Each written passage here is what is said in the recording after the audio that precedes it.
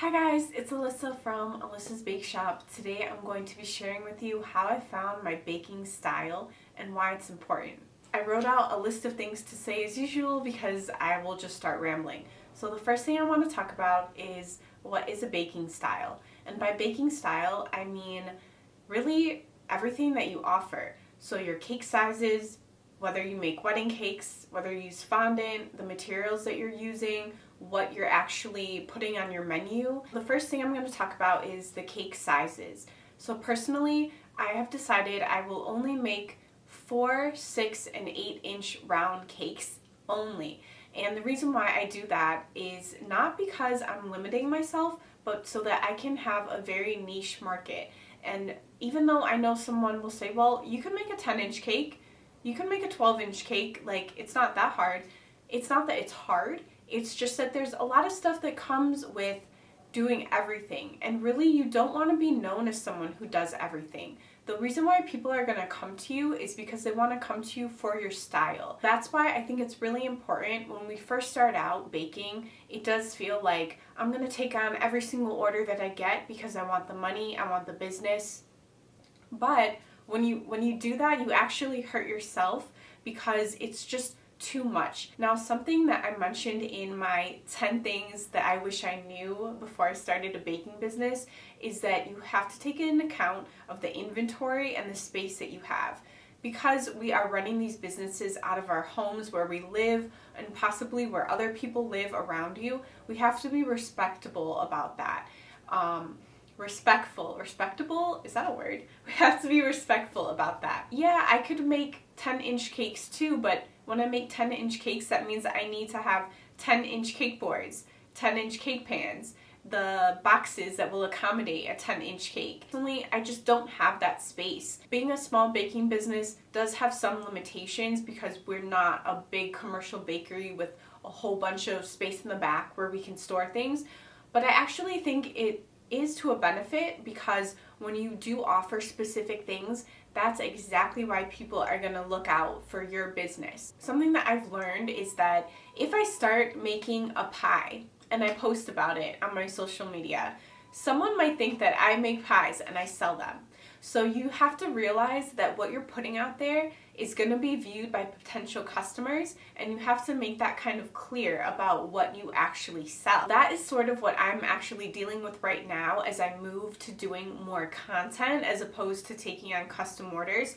Although I want to do so many different things, it would be really confusing for my customers who do order for me. The next thing when it comes to my baking style is that I use buttercream as my medium. I use very, very limited fondant. I don't cover my cakes in fondant. I will use it if it has to be some kind of specific thing. No matter what you choose to use as your tools when it comes to decorating, you just have to stick to that and be consistent. So if I consistently make buttercream cakes only, that's what people are going to come to me for. What I'm offering on my menu is very important. It's really easy for us to confuse our customers. And I'm saying that because you have to think about it sometimes from their perspective. And that actually will help you a lot. If you pretend that you're a customer who's going to order from yourself, what you sell has to be very easy to understand. And it was really overwhelming, I think, for my customers at first because I would just have so many different things that I would offer. So I had to redo my whole menu, and now it does feel a lot more streamlined and easier to understand. I made a PDF, and that way I can just send it to them in a text, send it to them directly in the DMs. It's in a PDF, it's a picture. I keep saying PDF, but it's a picture.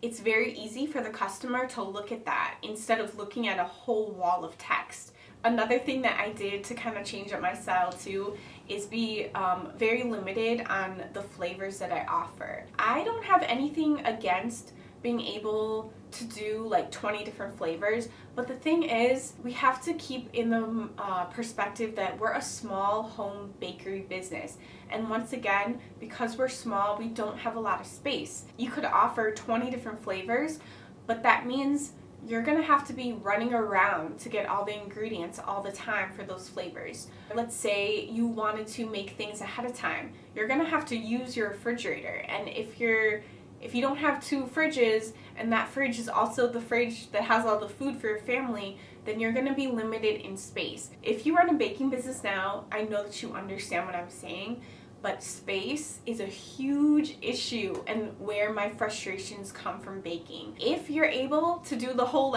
20 flavors, 10 different kinds of cake sizes, offering, I don't know, maybe you make bread too with your cakes, and if that's working for you, then that's great. But when you're first starting out, I feel like it's better to start smaller and just kind of feel like you have some control over what you're doing. So we really have to be able to work smarter, and to me, that meant making everything simplistic.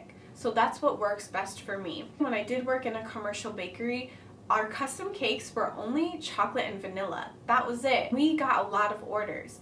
So just because you can offer 20 different things doesn't mean that you should. The best part is you can do so much with less. People who are doing small businesses are really, I think personally, they're really creative people, and we have to work with limited money, we have to work with limited space and time and tools and all of that, so we learn how to do a lot with a limited amount. The main thing is that people are coming to you because you have a good product. People are coming to you because they like your style, they like your customer service, they like you, and so that is what is really the best thing going for you. You don't need to have an 8-page menu. You just need to do things and try to excel at them and just really get it down, get that recipe nailed down, just really have this whole reason why people are coming to you in the first place. Those are the things that I can offer my advice because that is what I have learned the most out of doing this. Thank you so much for watching, and I'll see you next time.